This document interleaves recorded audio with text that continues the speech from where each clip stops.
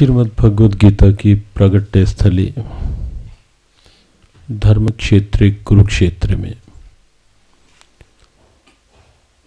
गीता निकेतन विद्या भारती के संस्कृति भवन सभागार में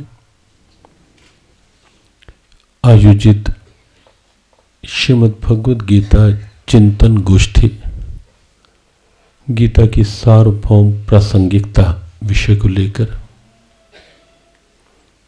बहुत अच्छा चिंतन मंथन विचार हमारे सभी विचारकों के द्वारा यहाँ प्रस्तुत हुआ। बहुत संक्षेप में कुछ ही मिनट सार की बात।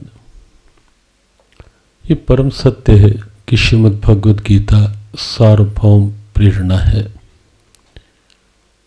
ये भी एक वर्तमान परिस्थितियों का स्वीकार्य सत्य है कि गीता आज की प्रबल आवश्यकता है।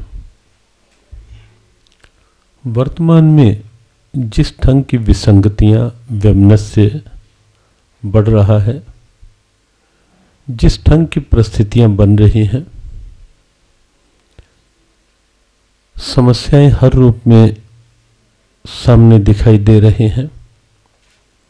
बाहर की चकाचौंध तामझाम वैज्ञानिक संधान सब अपनी जगह ठीक है, लेकिन विचार की दृष्टि से देखें तनाव बढ़ रहे हैं, अशांति बढ़ रही है, दुर्भावनाएं बढ़ रही हैं, वैमनस्य बढ़ रहा है, अनीति अराजकता अपना दुष्प्रभाव बढ़ाती जमाती हुई दिख रही है और आतंक के साए में पल रहा है विश्व।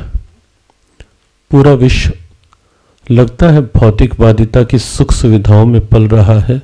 ये केवल एक बाहर की स्थिति है।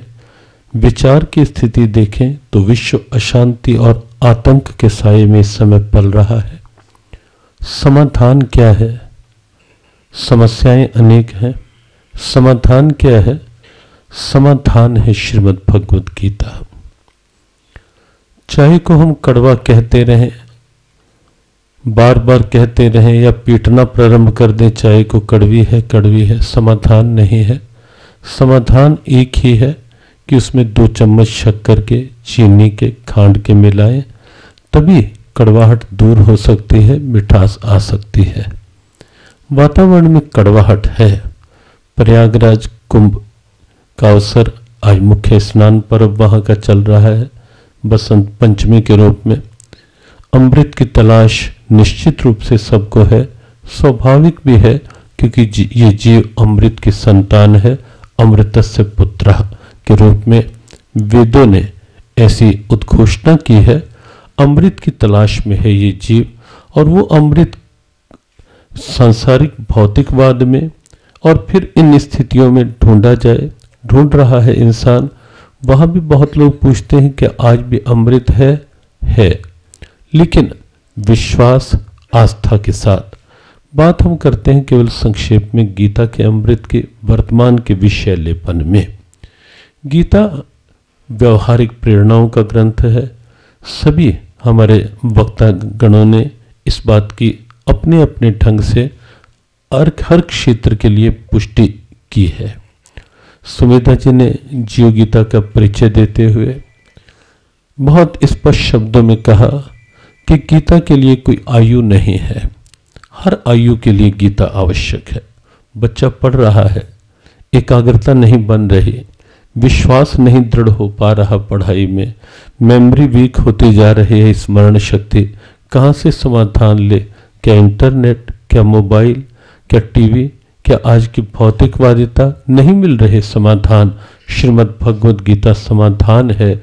एकाग्रता बनेगी, विश्वास बढ़ेगा जीवन के प्रति, अपने कार्य क्षेत्र के प्रति, और ऐसे ही हर क्षेत्र में डॉक्टर हिम्मत सिंह सिन्हा जी ने उद्योगपति भाइयों के लिए जिस ढंग से संदेश उद्बोधन दिया, अपना स्व कर्मण्यनिरता के माध्यम से अपने अपने कर्म, और आप देखें कितनी एक अनूठी स्थिति है गीता की। वर्णाश्रम धर्म पर बहुत से लोगों को गीता के लगता है कि गीता ने वर्णाश्रम धर्म का प्रतिपादन किया, 4 वर्ण बता दिए। कठिनाई शायद हमें भी हो सकती थी ऐसा पढ़ करके कि क्यों अलग अलग वर्णों में बांटा गया, लेकिन कठिनाई इसलिए नहीं। गीता को आप चिंतन की दृष्टि से देखेंगे तो आपको लगेगा अगर ये कहा गया होता कि शूद्र अपना कल्याण नहीं कर सकता, कल्याण ब्राह्मण बनकर होगा, या वैश्य क्षत्रिय बनकर, क्षत्रिय वैश्य बनकर कल्याण कर पाएगा, तो निश्चित रूप से हम भी आपत्ति उठाते, हमें भी उस बात को लेकर कठिनाई होती। लेकिन अपने अपने क्षेत्र के धर्म कर्तव्य बता करके साथ में 42, 43, 44, 18वें अध्याय के 3 श्लोकों में 4 वर्णों की बात, लेकिन साथ ही कह दिया स्व कर्मण्य विरता संसिद्धिम लभते नरा। जहां जहां हो अपने अपने क्षेत्र।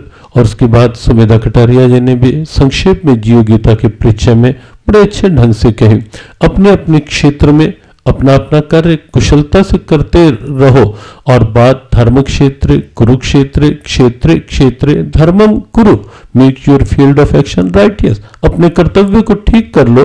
डॉक्टर सिन्हा ने जो बात कही बिल्कुल गीता की एक व्यवहारिक उपयोगिता की बात बहुत जगह देखा जाता है। कहीं जाति परिवर्तन की बात, कहीं धर्मांतरण की बात, कहीं आतंक फैलाकर बात अपने आप को बढ़ाने की। लेकिन गीता तो सार्वभौम सद्भावना की प्रेरणा है कि जहां हो, जो हो, जैसे हो वैसे ही आप तथ्यों के साथ जीवन जियो, जीवन मूल्यों को सामने रखकर, आदर्शों को सामने रखकर, जीवन के लक्ष्य को सामने रखकर जीवन जियो। जीवन का अमृत आपका है, आपके पास है। और गीता में कर्म अमृत है, भक्ति अमृत है। गीता का धर्म ये तो धर्म्यामृत मिदम यथोक्तम पर्युपास्ते, गीता का धर्म का सार अमृत है। अमृत तो गीता के आपको शब्द शब्द में अनुभव होगा। गीता को स्वीकारें, गीता को आप ध्यान से देखें। सुनीता गुप्ता जी ने कहा कि अकस्मात सही संयोग से उनका यहाँ आना हुआ, और उन्होंने भी कहा कि गीता केवल संप्रदाय का विशेष का ग्रंथ नहीं, धर्म विशेष का ग्रंथ नहीं, मानव मूल्यों की बात उन्होंने की कि मानव मूल्यों का ग्रंथ है। और आज समस्या क्या है, सब कुछ विकास की ओर जा रहा है, लेकिन मानव मूल्यों का अवमूल्यन होता चला जा रहा है। मानव मूल्य जो है वो अवमूल्यन की स्थिति में आ रहे हैं। और हमें लगता है कि ताजमहल का रंग थोड़ा सा फेड होना प्रारंभ हुआ, लगने लगा, तो बहुत चिंता होने लगी कि ताजमहल का रंग फेड हो रहा है। और 100-100, 200-200 किलोमीटर तक दूरी तक ईंटों के भट्ठे बंद कर दिए गए।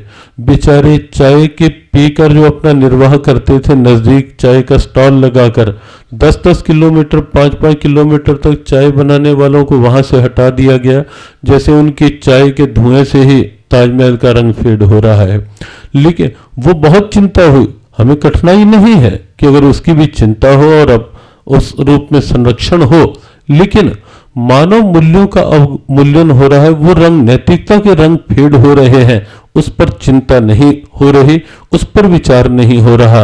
और मानव मूल्यों का आदर करने का जो एक वैश्विक ग्रंथ है उसका नाम है श्रीमद् भगवद गीता। कोई कहीं का हो, विश्व भर का।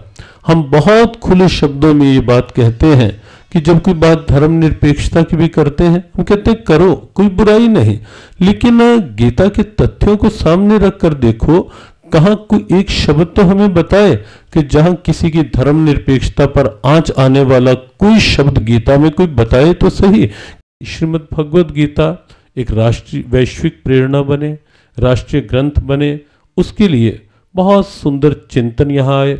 हमारे डॉक्टर मोहम्मद हनीफ खान शास्त्री जी ने जिस ढंग से एक वैश्विक सद्भाव की प्रेरणा के रूप में गीता जी के श्लोकों का उच्चारण किया, गीता के तथ्यात्मक संकेत उन्होंने यहाँ प्रस्तुत किए, वो वास्तव में स्तुत्य है, वो वास्तव में सराहनीय है। और वास्तव में आज की आवश्यकता है कि हम इस बात को देखें कि सच्चाई जहाँ है, सत्यता जहाँ है, मानव मूल्यों का आदर जहाँ है, मानवता जहाँ से मुस्कुराती हुई हमें दिखाई दे सकती है, अनुभव हो सकती है, जहाँ से दुर्भावनाएं दूर हो सकती हैं, सद्भावना आ सकती है, अशांति मिट सकती है, शांति आ सकती है, वो काम हम मिलकर के क्यों ना करें, क्यों ना करें। कहाँ वहाँ जाति की बाधाएं, सीमाएं, क्यों ना हम मानवता को मुस्कुराने दें। जियो गीता का ऐसा ही एक प्रयास है कि हर क्षेत्र में गीता पहुँचे। गीता जयंती पर गीता कुंभ के नाम से 5150 से 5151 वर्ष की जो यात्रा है, तब 5151 हो जाएगा, तो उसको हम गीता कुंभ के रूप में विश्व की सभी संस्थाओं को जो गीता से जुड़े हैं, हमने ये कहा है कोई कहीं जुड़ा है जुड़ा रहे, कोई कहीं से दीक्षित है, हमें कोई कठिनाई नहीं है, कोई हमारा वो नहीं, लेकिन गीता से सब जुड़े, क्योंकि गीता मूल है, गीता वैश्विक प्रेरणा है, गीता से सब जुड़े। धर्म क्षेत्र कुरुक्षेत्र की भूमि पर जियो गीता के इस कार्यक्रम के माध्यम से भारत में अथवा भारत से बाहर किसी भी देश में श्रीमद् भगवत गीता पर काम करने वाली संस्थाएं एवं व्यक्तित्वों को जियो गीता में आमंत्रित किया गया। साथ ही देश के हर क्षेत्र के हर वर्ग के नागरिक का भी आह्वान किया गया कि वे श्रीमद् भगवत गीता से जुड़कर अपने जीवन को धन्य करें। जियो गीता को हम सभी जन जन की प्रेरणा बनाने में सहायक हो सकते हैं। तपोनिष्ठ वीतराग संत महामंडलेश्वर गीता मनीषी स्वामी श्री ज्ञानानंद जी महाराज ने एक और जहां पूरे देश में सत्संग, सेवा, सुमिरन और सद्भाव को एक आदर्श के रूप में स्थापित किया, वहीं दूसरी ओर अपने व्यस्त कार्यक्रमों में रहते हुए भी श्री कृष्ण कृपा साहित्य का सृजन भी किया। साहित्य के इस संसार में है सत्य की अनुभूति, चिंतन, सनातन धर्म की परंपराओं का ज्ञान, ध्यान और साधना के दिव्य सूत्र, और सबसे प्रमुख है गीता प्रेरणा। आज के वातावरण एवं परिस्थितियों में विशेष प्रासंगिक है गीता प्रेरणा। युवाओं के जीवन उत्थान के लिए, अपने अपने क्षेत्र में कार्यरत सबके लिए गीता प्रेरणा। इसमें निहित है एक ऐसी व्याख्या जो श्रीमद् भगवद गीता को वर्तमान परिस्थितियों में सरलता एवं सुगमता से समझा सकती है।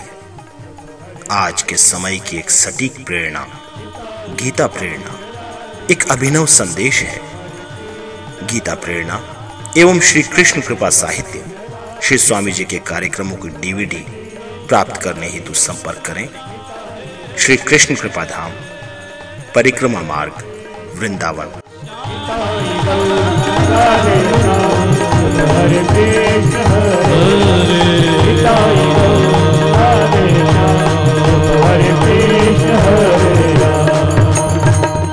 निताई गौर हरि बोल।